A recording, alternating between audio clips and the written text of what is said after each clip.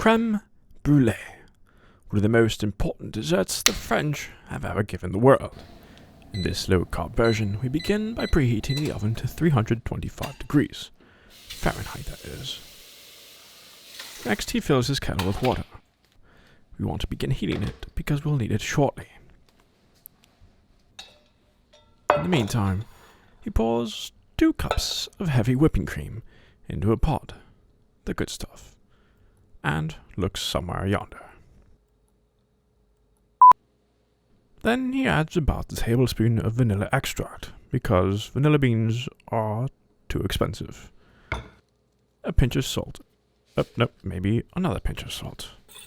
A quick whisk with a fork, licks the fork, and he goes to the stovetop. He brings his heat up to medium. He wants to simmer the cream but not break it. In the meantime, he grabs a bowl, a quart container, and an egg. He cracks the egg over the quart container because he wants to separate the yolk. Using the side-to-side method from shell to shell, he quickly finds it's futile and uses the best method, the finger strain method. 1 yolk, 2 yolk, 3 yolks in the bowl. He sets the egg whites aside and grabs 3/4 cups of erythitrol and slowly sprinkles it, but just dumps it in. Then, using a whisk, he starts to vigorously mix the sugar and the egg yolks. It starts rough, but eventually it becomes nice and buttery smooth. He sets it aside and grabs his red silicone pot plate thing, whatever. His heavy cream has been simmering and he pulls it off the stovetop. But, realizing he's right-handed, performs a switcheroo. Then, using this beautiful black ladle, he begins to scoop. But he realizes the bowl is moving too much, so he grabs a towel, places it underneath, and begins to pour the scoop of heavy cream. Doing so slowly tempers the eggs, which prevents making of your mom's scrambled eggs, because that would be bad and wasteful. 2 scoop, 3 scoop, and eventually he says f*** it and pours the whole pot in. After it's mixed, he sets aside and gives it a quick clean, because if not, that's how you get ants. Then, using a cake pan, he brings in 4 ramekins, 3 of one size and 1 of another, because he can't find his 4th. Then, using this fine mesh colander, he pours the mixture through into the ramekin. Slowly. This prevents any inconsistencies and impurities. He centers them and brings it to a staging area, the stovetop. He opens the oven, centers them again, and into the devil's den they go. Then he grabs his hot water. He fills up the pan about halfway up the ramekin, and manages to pour water in one run. He sets his timer for an hour, and walks away. After an hour, he manages to get his towel wet with hot water, and gives it the shimmy. However, they are a little too shaky. 15 minutes later, he returns. They are firm on the outside and a little bit wobbly in the middle. This is perfect. This is a difficult maneuver.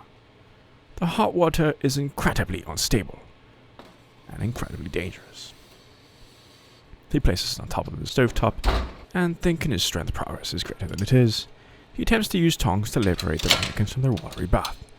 But even the strongest of heroes have a sidekick, like Donkey. He brings in the slotted spoon to support him. Much easier. The ramekins go into a cooling rack, where they will obviously cool.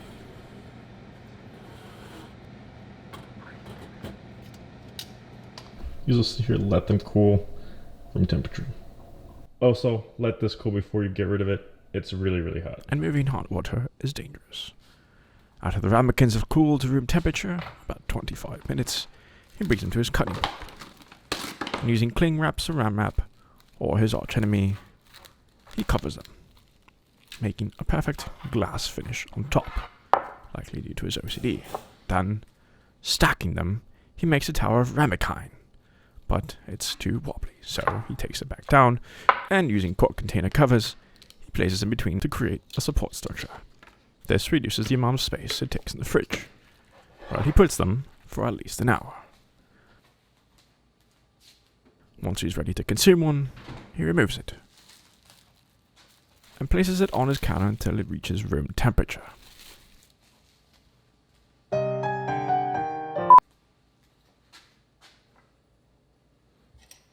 Now, using about a tablespoon of sugar, or maybe 2, he adds it and coats the top. He has tried erythitrol, xylitol, allulose, and they all just simply create a chewy layer. Real sugar is the way to go. Then, lighting a torch away from the ramekin, he calls Dracarys on the creme brulee, making sure he has a fireproof base underneath, so that, it doesn't catch fire. He slowly melts the sugar until it becomes nice and dark. And trust me, this smells amazing. Let this cool because, well, it's guava lava hot. And even though it may look cool, let it sit there for another 5 minutes. You'll know when it's ready.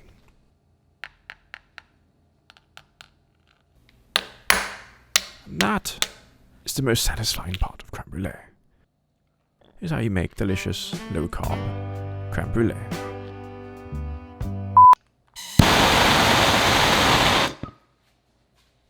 And he lit his microphone on fire. If you liked this video, share, like, and subscribe. And make sure to check out the videos up here and down below. Until next time, eat well.